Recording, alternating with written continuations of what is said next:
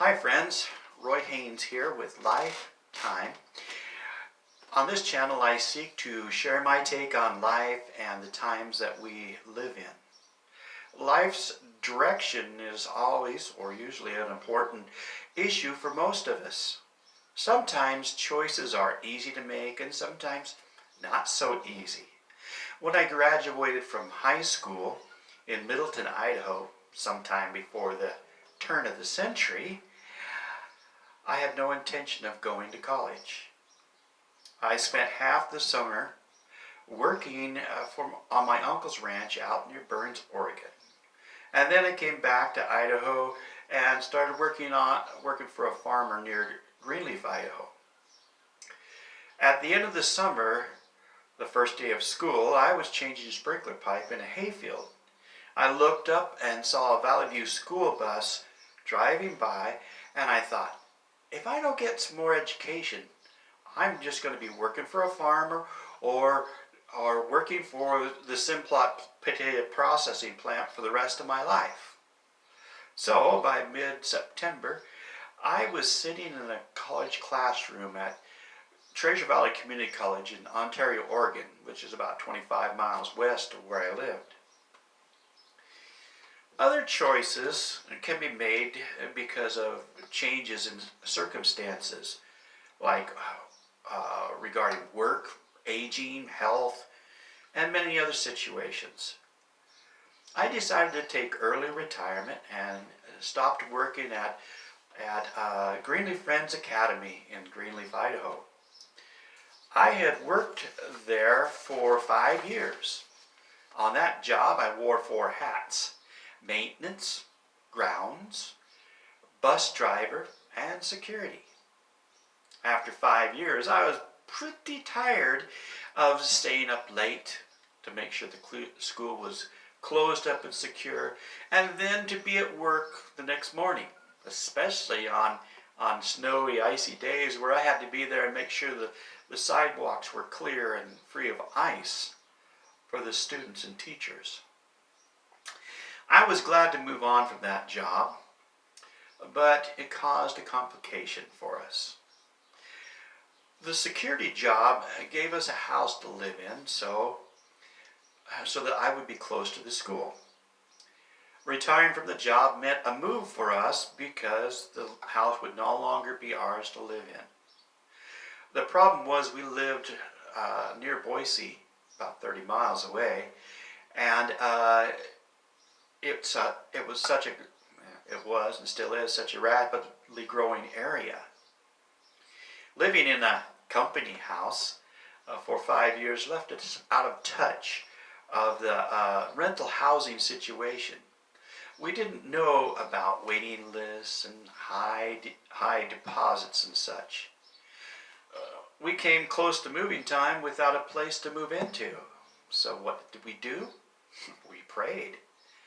We told God that we would go wherever He opened a door for us. On a call to Kansas, and that's where Ruth Ann and I met, I found a home and a job working as a bus driver for a school nearby. We've now lived in Kansas for nearly 3 years. Choices of direction can be made for us. Such are often beyond our control, such as the decisions that have been made for us because of the COVID-19 virus and the results of stay-at-home orders and social distancing. Many have lost jobs and are going crazy at being under house arrest for crimes that none of us committed. I'm sure you can come up with your own story here. As difficult as all these decisions can be, some can be even more difficult. Many years ago, again before the turn of the century, I went through a divorce. I did not want this divorce, but there came a time when there was nothing else I could say or do. I was divorced. About a year later, I began to feel nudges from the Lord Jesus that He wanted me to go back to college, back to back to friend. Well, it was called Friends Bible College. Eventually became Barclay College. Now, that brought up several complications, the main being my children. I think Cindy, my oldest, was about 12 at that time. I began to argue with the Lord that my children needed me here, and I talked myself out of going. It wasn't long until I discovered that peace was now missing from my life. The God who had walked so close with me during my most difficult time of life was strangely silent. Finally, I told the Lord I would go back to college. Amazingly, peace returned. Later, I again used my reasoning to determine that I should not leave Idaho, and again, peace vanished. Finally, I said yes to the Lord, and some months later headed for South Central Kansas and school again. I had peace with God. Now my son Kenny, today would actually be his graduation from high school had not it been for the virus. He's done with all his classwork and he's waiting to graduate.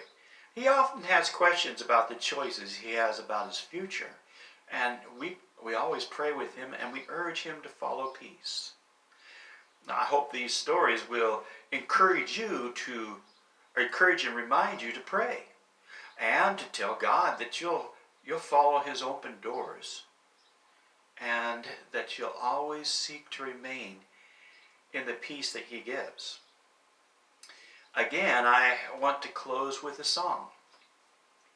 This song calls us to take our focus off a lot of the here and now. And, for a brief moment in my life, I sought to get involved in competitive speed skating. Actually on roller skates at the Nampa Rollerdrome. We skated on 90 to 100 meter tracks. I learned that focusing on that corner right in front of me would actually slow me down. It would put me out of position to take the corner quickly. It just slowed things down. Instead, I was to look past the corner in front of me to the corner after that.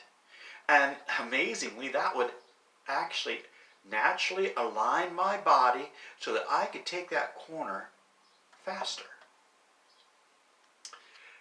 This song is like that. If we focus on what is ahead, we can really get tangled up, bogged down, overwhelmed by all the things that's coming on us. If we instead focus on what comes after, we can be better aligned for what is just ahead. I call this song Looking for Eternity.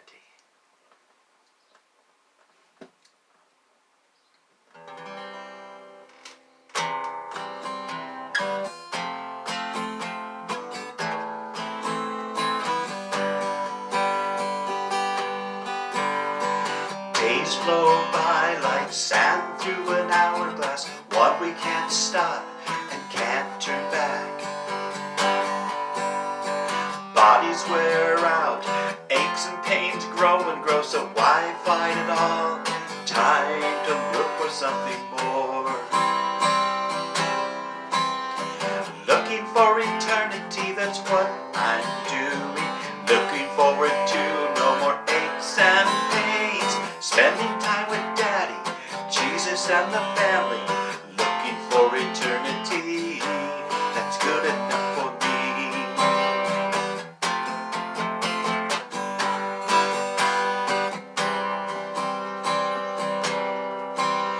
The world grows darker, troubles rise all around. Fear reaches us no matter where we're found.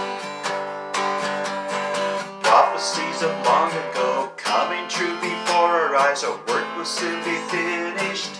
We'll be going home. Looking for eternity, that's what I'm doing. Looking forward to no more more aches and pains. Spending time with Daddy, Jesus and the family, looking for eternity. That's good enough for me. Even so, Lord Jesus, come, take us home to be with you. We set our hearts and our eyes on you. Even so, Lord Jesus, come. Looking for eternity, that's what I'm doing. Looking forward to no more aches and pains. Spending time with Daddy, Jesus and the family, looking for eternity. That's good enough for me. Looking for eternity, that's what I'm doing. Looking forward to no more aches and pains. Spending time with Daddy, Jesus and the family, looking for eternity. That's good enough for me. Spending time with Daddy, Jesus and the family, looking for eternity. That's good enough for me. Looking for eternity. That's good enough for